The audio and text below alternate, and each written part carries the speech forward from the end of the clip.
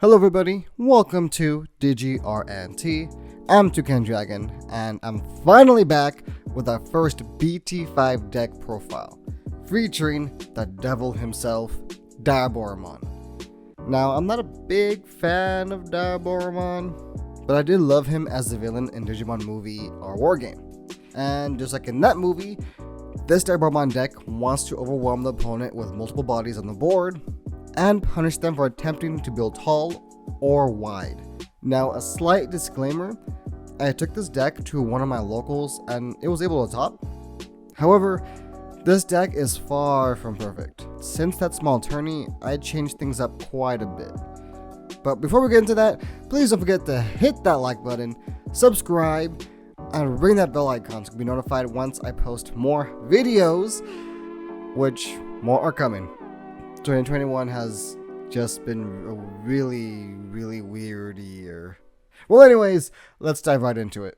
For our babies, we're running 4 Sumamon from BT2 and 1 from BT5.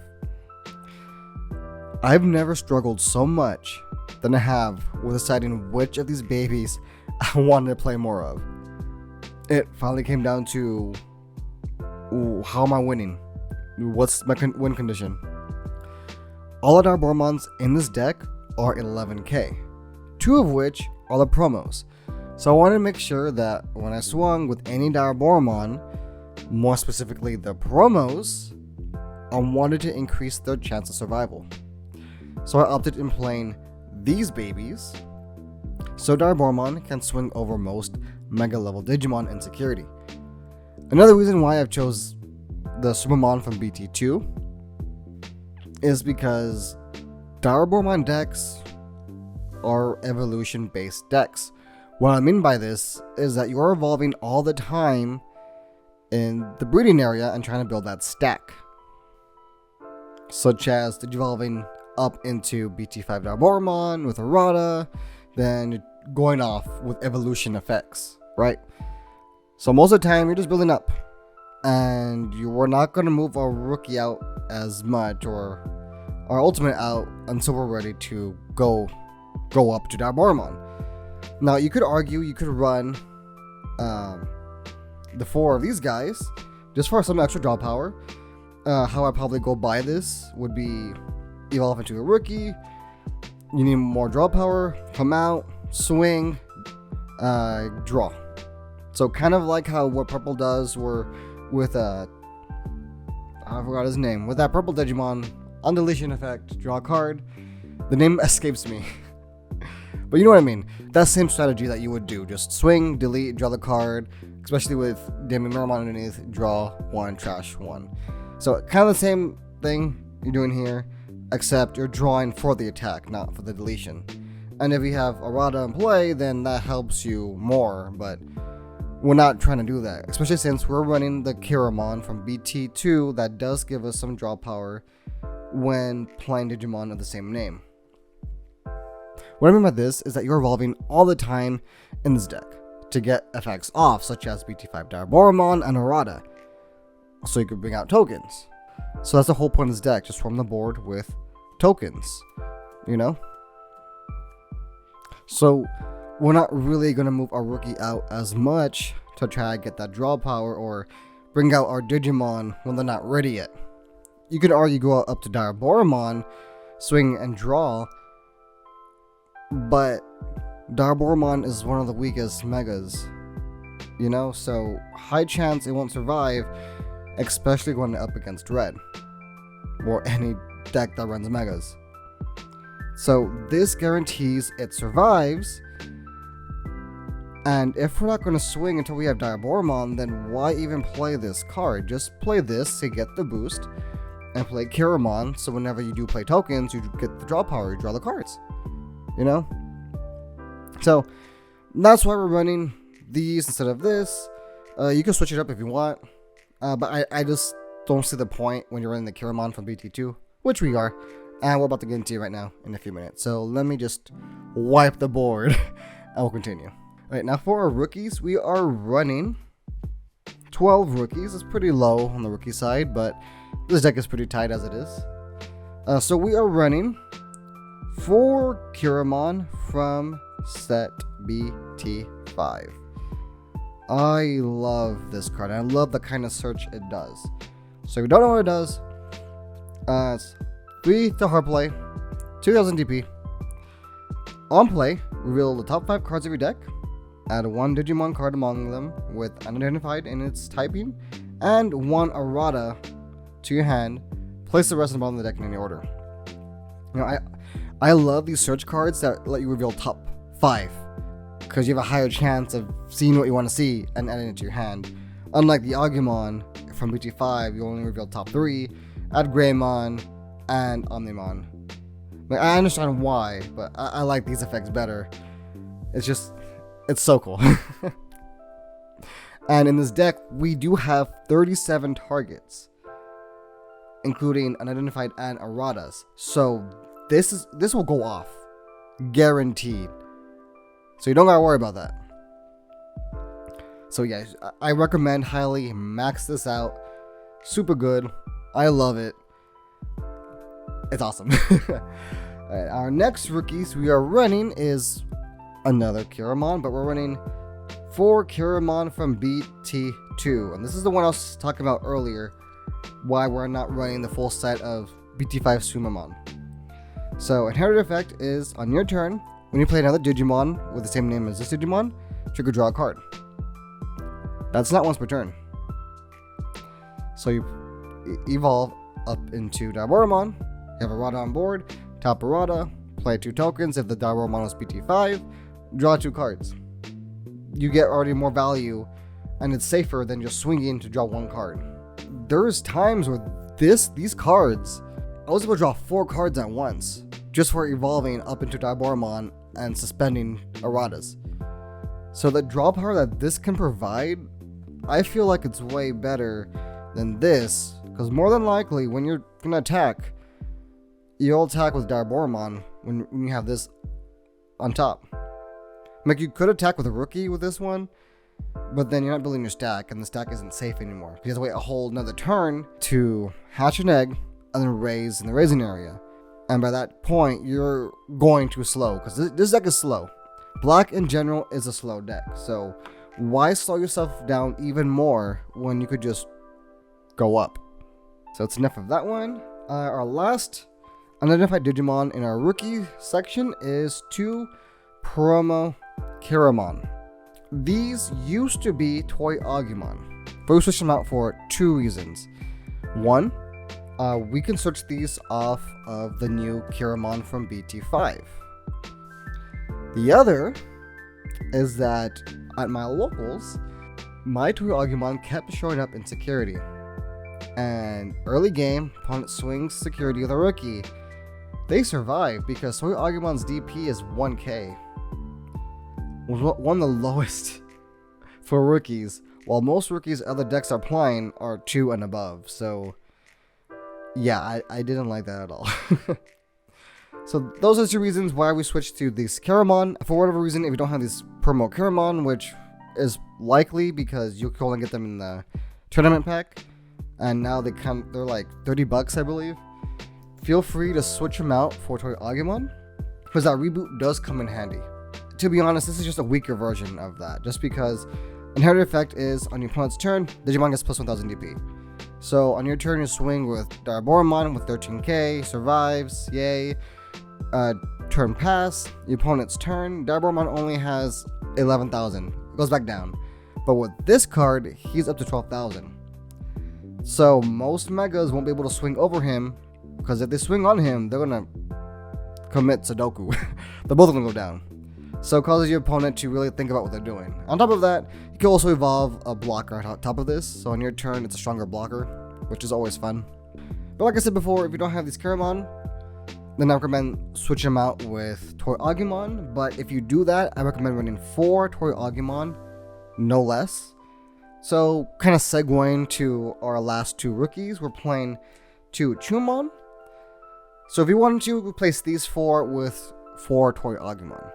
But I do recommend playing Chumon at least at 2, just because Lilithmon Loop is still a thing. and that hurts. As well as yellow. Yellow does have ways to get memory. So if you don't know what Kiraman does, 3 cost to hard play, 0 to evolve, 1 KDP, which hurts, but we're only running 2 1 KDP rookies, so it's not big of a deal. On all turns, your opponent cannot gain memory except through Tamers. So this has no to Lithmon, and any option card that gives memory. So purple, no to purple, no to yellow, no to blue because they have Hammer Spark, and other ways to get memory. Red, I believe, only has Biomon, which they don't run too much of nowadays, so you don't got to worry about using this against red, but more so for sure against purple and yellow, sometimes blue. This is our rookie lineup. 12 rookies, and I kind of like it. You know, I don't miss Toyagamon. I really don't. So next, going to our champions, we are running 4 of BT2 Kusarimon. This is our best champion in the deck. This helps us win games. So if you don't know, 5 cost of hard play, 4 KDP. Effect is, on your turn, when you played another Digimon with the same name as this Digimon, gain 1 memory. And it's not once per turn. So, you could do a lot of shenanigans with this. Without spoiling too much, you play tokens and your Evo to Diaboromon could become essentially free or a negative. When I say negative, is it usually would cost 3 to evolve into Diaboromon, will cost -3, so you gain 3 memory instead. That's how bonkers it can be with this Digimon under the stack. Because remember, in this deck, we are building up. We are evolving. That's the whole point of this deck, is to evolve. Yes, we could cheat evolution sometimes, but to get our full potential, we are evolving up. So that's it for BT2 Kusarimon. Our next champions we are running are 2 BT5 Kusarimon. Now this card is good, don't get me wrong. Opening this card with Errata and a rookie, evoing up, playing Errata for free. So I guess before I get into that, let me explain what this card does if you don't know. 5 to hardcast, 2 to evolve, 4 KDP. Evolution effect, when evolving, if you don't have Errata in play Errata for free. Inherited effect is, on your turn, when you play Digimon the same name as this Digimon, it gains Rush. So, as I was saying before, opening turn, cool, it's easy. Just evolve into a rookie on the board, play Errata for free, you're golden. Now the issue with this is that this only works once. It only works if you don't have Errata. After that, it becomes useless. So you'll only after that you're relying on Inherited effect, which isn't bad. It gives your tokens Rush. However, if you max this out instead of this other Kusarimon, he guarantees you on evolution, and when you play tokens, it's still your turn. This one does give you tokens Rush, but most of the time, if you don't have a lot of memory, you don't get to use Rush, because it's now your opponent's turn. So that's where I'm at with this guy right here. So that's why I have him at 2, not at 4. I had him at 4 before. I had him at 4 in the beginning. Last night. In locals, he was still at 2. I think my champion lineup didn't change too much compared since I went to locals.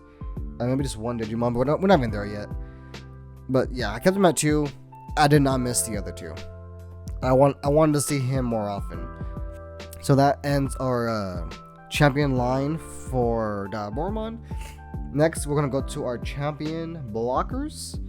We are running 3 Shademon.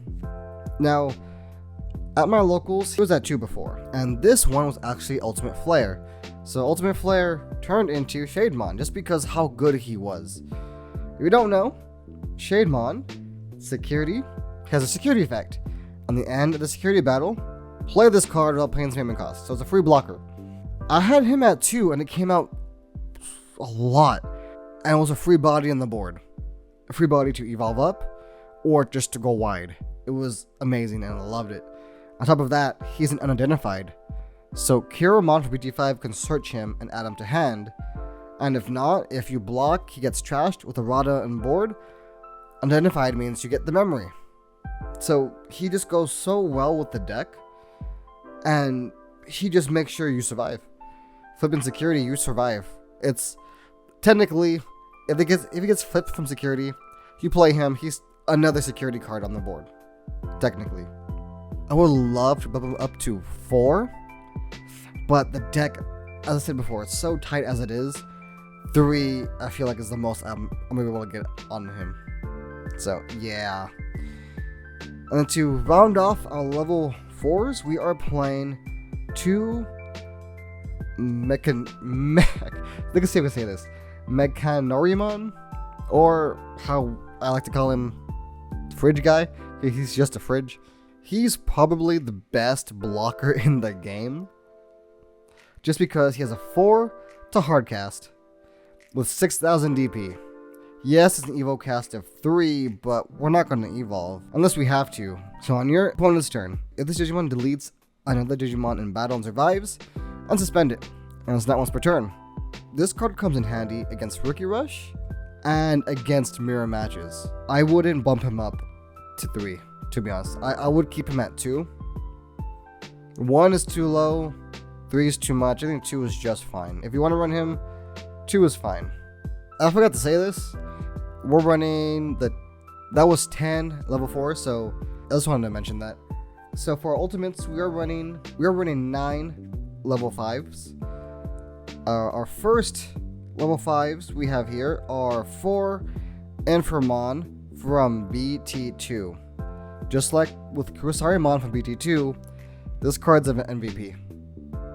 Just helps win games, especially with Kusarimon underneath him.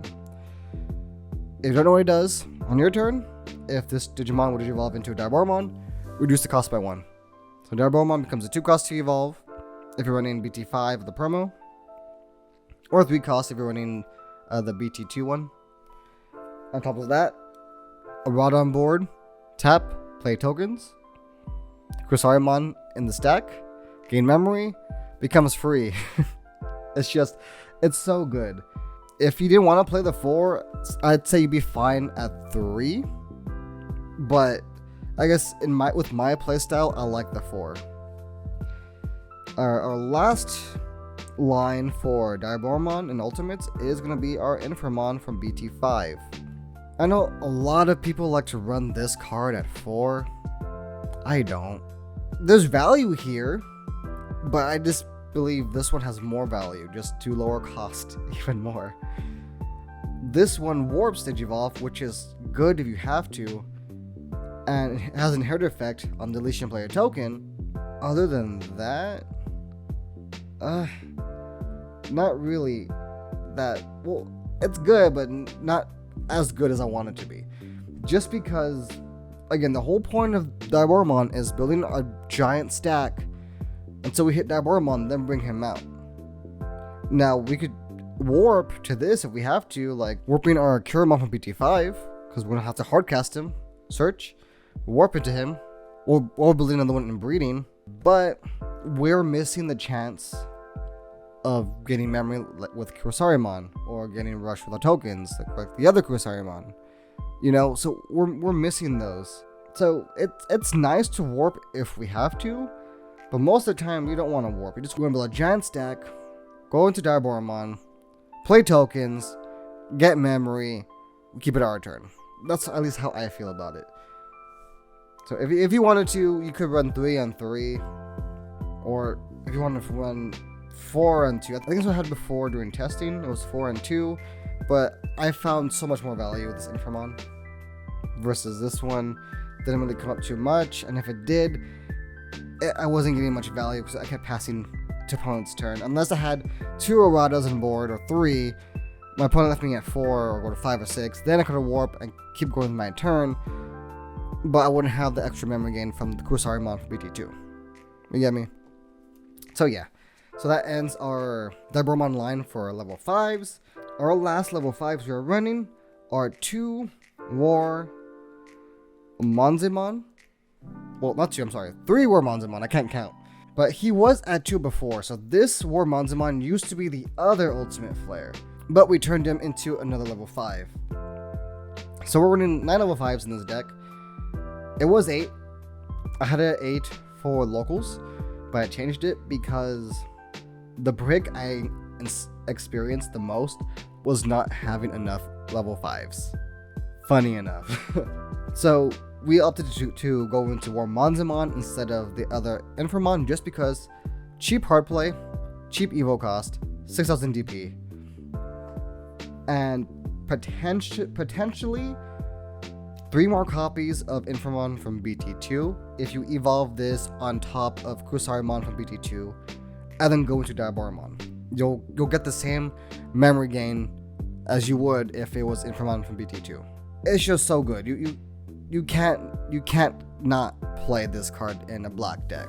You know, even with Diaboromon, you can't not play this card. You kind of have to, and it's kind of cool too how he's a rare. Black, it's the first cheap evo cost, and it's a rare. It sucks for finding it, but it's cool for just getting nice rarity cards. So yeah, and that runs off our ultimates. Going to our megas, we are playing 4 copies of BT5 Diaboromon. Under Inframon and Kusarimon from BT2, you get a shitload of memory with, especially if you have Errata on board. If you don't know what it does, when evolving, play a token. That's it. It's simple, but effective. Now the downside of this card, and all Diaboromon, is the 11 KDP. Which is why we're running the Shademon from BT2 to kind of fix that. And our last megas for this deck is 2 Diaboromon from the promo pack. Well, not promo pack, from the tournament pack. I know. They're $80 a piece right now. Probably even more by the time of this recording. But he's just so good. If I could, I'd play 4. I'd take 2 out and play 4. Keep it at 6. So if you don't know what he does, on your turn, for each Diaboromon you have in play, he gets security attack +1. It counts himself too, so no matter what, even if he's by himself on the board, he's attacking for 2 security checks. The only sucky part is that he's at 11 KDP, but again, we're trying to fix that with Sumamon, so he'll be at 13 when he's swinging. At my locals, I was able to swing for a max 3 security just because I will get him out faster. And yes, his hard play is 11, but it's pretty cheap compared to other megas that are 12 or 14 or higher. So if you have to hard play him, you can. Versus this one, you don't want to hard play this one just because his effects are for evolution. While this one just says on your turn. Not on evolution, get security attack +1. No, on your turn, whenever it's your turn, he gets security attack +1. So yeah, hard cast him if you have to, if you're bricking. Next turn, okay, swing, you know. Especially if you're going against Ricky Rush, just go for it, man. But yeah, those are my thoughts about that. Again, I would run 4, but I don't have 4, and a lot of people don't have 4. I feel like with 4, this deck could be pretty nasty. But if you don't have this at all, then I recommend playing the Diaboromon from BT. I think it's from BT2, right? I'll put it up on the screen, but I'm pretty sure it's BT2, that Diaboromon. 4 costs to evolve. When attacking, play a token. If it would be deleted by battle, delete a token instead. It's a good Diaboromon. The only issue is too expensive. But with this deck, with this kind of build, you could probably get away with it. Just because we're managing memory very well with this deck. Going on to our level 7s, we are playing 2 Armageddonmon. I wanted to play 3, but I could not find the room, so we're going to stick with 2. So if you don't know what he does, you could evolve on top of a white or black for 3, or you could hard play him and delete a token or a Diaboromon for 3. And he has Rush, so he'll just attack. On top of that, on all turns, the when Digivolving effects of level 7 Digimon get cancelled. They don't activate. So he just stops Omnimon in their tracks. But anyways, yeah, that runs off our Digimon for this deck. Moving on to our Tamers, we are playing 4 Errata, If you don't know what this does, so every turn, if you have an unidentified type in your trash, get a memory. So potential +4 memory if you have all 4 on the board. On top of that, on your turn, if you evolve to Diaboromon, you may suspend this card to play a token. So it goes hand in hand with Kusarimon from BT2, just to get more memory and to go ham. For this deck, you do need to play 4.